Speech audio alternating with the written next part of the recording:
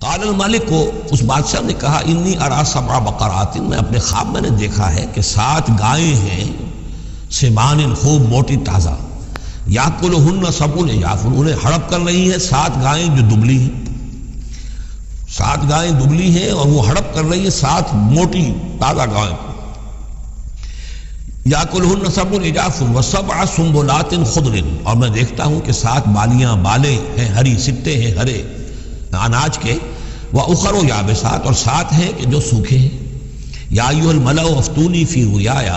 اے میرے درباریوں، اے میرے سرداروں، ذرا مجھے میرے خواب کی تعبیر بتاؤ، ان کنتم للرؤیا تعبرون، اگر تم واقعتاً خوابوں کی تعبیر کا فن جانتے ہو، اس سے واقف ہو۔ قالوا اضغاث احلام، انہوں نے کہا نہیں یہ تو پریشان خیالی ہے،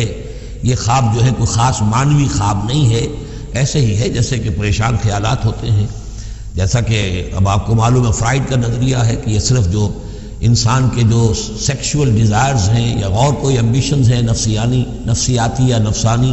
وہ دبی ہوئی ہوتی ہیں، تو پھر یہ کہ انسان خواب کے اندر ان کی تسکین جو ہے وہ کر لیتا ہے کسی طریقے سے، تو وہ اس کے اپنے خیالات ہوتے ہیں، پریشان خیالات۔ اگرچہ اسلام میں خواب 3 قسم کے ہیں، ایک خواب ہے جو اللہ کی طرف سے ہوتا ہے جس کو ہم کہتے ہیں سچا خواب، رؤیا صادقہ، وہ نبوت کے اجزاء میں سے ہے، اور ایک خواب شیطانی ہوتا ہے جو شیطان کی طرف سے ہوتا ہے، شیطان جو جنات ہیں وہ اس میں الہام کرتے ہیں، اور تیسرا اسی نوعیت کا ہوتا ہے جس کو یہاں کہا گیا ہے۔ تو فرائڈ ظاہر بات ہے کہ ان چیزوں سے واقف ہے، وہ جہاں تک کہ وہ رؤیا صادقہ ہے اس سے واقف نہیں ہے۔ قالوا اضغاث احلام وما نحن بتاویل الاحلام بعالمین، میں ایسے خوابوں کی تعبیر ہمیں نہیں آتی ہے، باقاعدہ کوئی خواب ہو تو اس کی تعبیر ہم بتائیں۔ وقال الذی نجا منہما، اب اس شخص نے وہ جو وہاں پر پھر ساقی گری کر رہا تھا اسے اچانک حضرت یوسف یاد آ گئے۔ وقال الذی نجا منہما، اور کہا اس شخص نے جو ان دونوں قیدیوں میں سے نجات پا گیا تھا، بری ہو گیا تھا، رہا ہو گیا تھا، وذکر بعد امۃ، اور اس طویل عرصے کے بعد اسے اچانک یاد آ گیا، انا انبئکم بتاویلہ فارسلون، میں بتا دوں گا اس خواب کی تعویل آپ لوگوں کو، ذرا مجھے جانے دو، مجھے اجازت دیجیے کہ میں جاؤں اور جیل میں جا کر وہاں ایک شخص ہے اس سے مل کر اس خواب کی تعبیر معلوم کر لوں۔ یوسف ایھا الصدیق، اب وہ پہنچ گیا حضرت یوسف کی خدمت میں، یوسف اے صدیق، اے سچے، افتنا فی 7 بقرات سمان یاکلہن سبع عجاف، ذرا ہمیں بتائیے، تعویل بتائیے، حکم بتائیے اس کا کہ 7 گائیں ہیں بڑی دبلی اور وہ کھا گئیں، ہڑپ کر رہی ہیں 7 ان کو کہ جو موٹی ہیں، وسبع سنبلات، اور 7 بالی ہیں جو ہری ہیں، خضر واخر یابسات، اور 7 جو ہیں وہ بہت خشک ہیں، سوکھی ہیں، لعلی ارجع الی الناس، تاکہ میں لوگوں تک واپس جاؤں، لعلہم یعلمون، تاکہ انہیں معلوم ہو جائے کہ یہ خواب جو بادشاہ کا ہے اس کی تعبیر کیا ہے۔ قال تزرعون 7 سنین دأبا، حضرت موسیٰ نے اس خواب کی تعبیر بتائی کہ تم 7 سال تک خوب زراعت کرو گے، ڈٹ کر، دب کر۔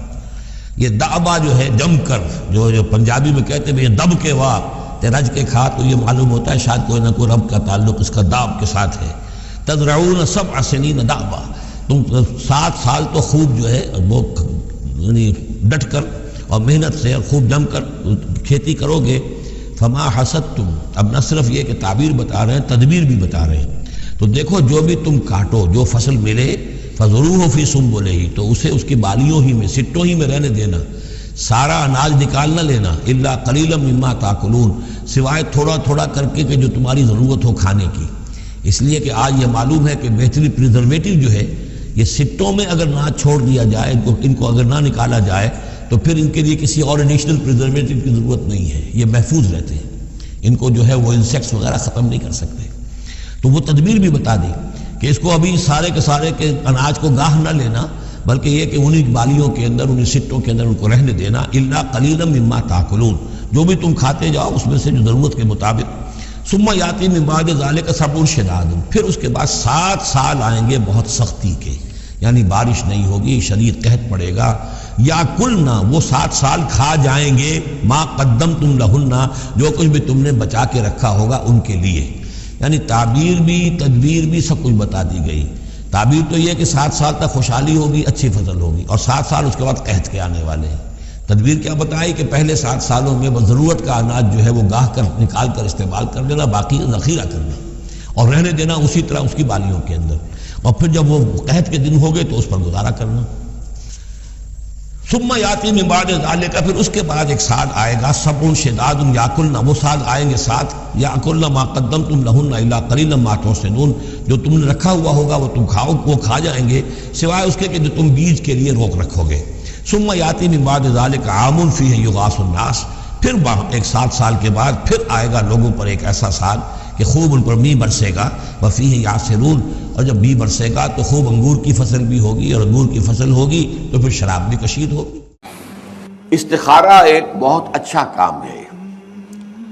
وہ کیا ہے؟ استخارے کے معنی ہے خیر طلب کرنا، اور اس کی ایک دعا ہے جو اللہ تعالیٰ نے، اللہ کے رسول نے سکھائی ہے صحابہ کو، اور صحابہ یہ کہتے ہیں کہ ہمیں اس طرح یہ دعا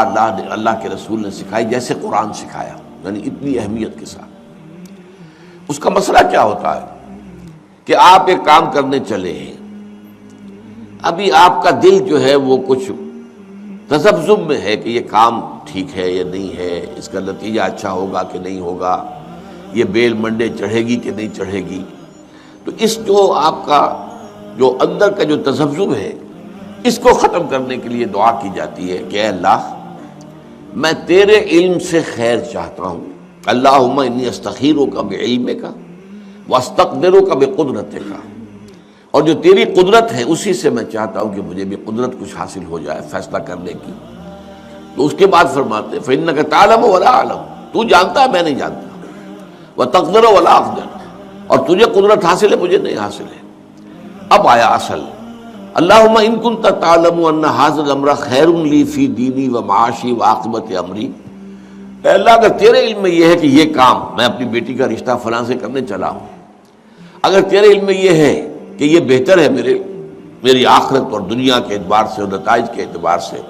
فقدرہ لی، تو پھر اس کو طے کر دے میرے لیے، ویسرہ لی، میرے لیے آسان کر دے، ثم ارضنی بہ، پھر مجھے اس پر راضی بھی کر دے۔ وَإِن كُنتَ تَعْلَمُ، اگر تو یہ جانتا ہو، تیرے علم میں یہ ہو، أَنَّ هَذَا الْأَمْرَ شَرٌّ لِّي فِي دِينِي وَمَعَاشِي وَعَاقِبَةِ أَمْرِي، کہ یہ کام تو میرے لیے شر ہے، اصل میں مجھے نظر تو نہیں آ رہا نا، میں تو شارٹ سائٹڈ ہوں، تو جانتا ہے کہ خیر ہے یا شر ہے۔ اگر یہ شر ہے تو اسے پھیر دے، مجھ سے دور کر دے، اپنی قدرت سے اس کو ہٹا دے، مجھے اس سے ہٹا دے، اسے مجھ سے ہٹا دے۔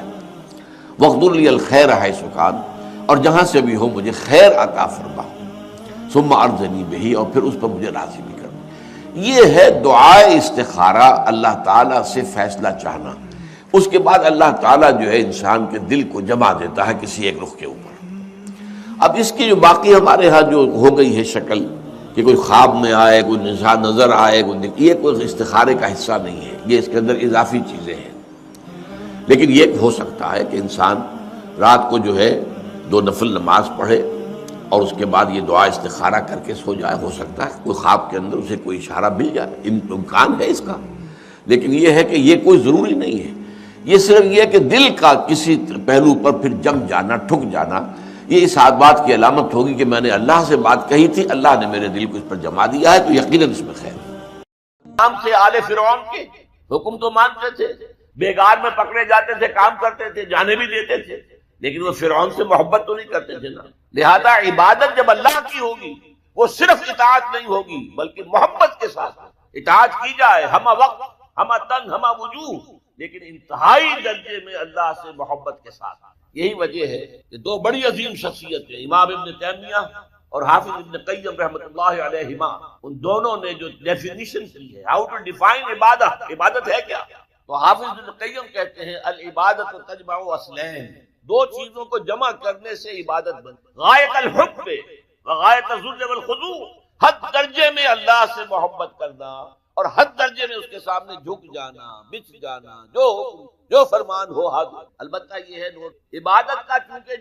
جسم ہے وہ ہے اطاعت، جیسے میرا یہ جسم ہے 2.5 من کا وزن ہے، اس کی اصل حقیقت وہ جان ہے، وہ جان نہ ہو تو جلد از جلد نہلا کے دھلا کے کفن پہنا کے قبر میں اتار دیں گے کہ کہیں خام خواہ جسم جو ہے جل سڑ نہ جائے۔ اصل شے جان ہے، جان تو نظر نہیں آتی، نظر تو جسم آتا ہے۔ لہذا اطاعت کا جو جسم ہے وہ ہے عبادت کا جسم ہے اطاعت، وہ نظر آتا ہے۔ اللہ کا حکم ہے نماز پڑھو، نماز پڑھتے نظر آتا ہے کہ نہیں؟ اللہ کا حکم ہے روزہ رکھو، ہم نے روزہ رکھا تو سامنے معلوم ہو گیا کہ نہیں روزہ رکھا۔ اللہ کا حکم زکات دو تو ہم زکات دیتے ہیں تو لوگوں کو پتہ چلتا ہے کہ ہم نے زکات دی. اللہ کا حکم ہے کہ اگر صاحب استطاعت ہو تو حج کرو، تو جب ہم حج کرتے ہیں لوگوں کو نظر آتا ہے کہ ہم حج کرو. لیکن یہ عبادت تب بنے جبکہ اس میں حد درجے کی محبت شامل ہو. الا لا ایمان لمن لا محبت له، الا لا ایمان لمن لا محبت له، الا لا ایمان لمن لا محبت له. یہ محبت نہیں ہے اس کا کوئی ایمان. محبت اللہ کی نمبر 1 اور محبت اس کے رسول کی نمبر 2.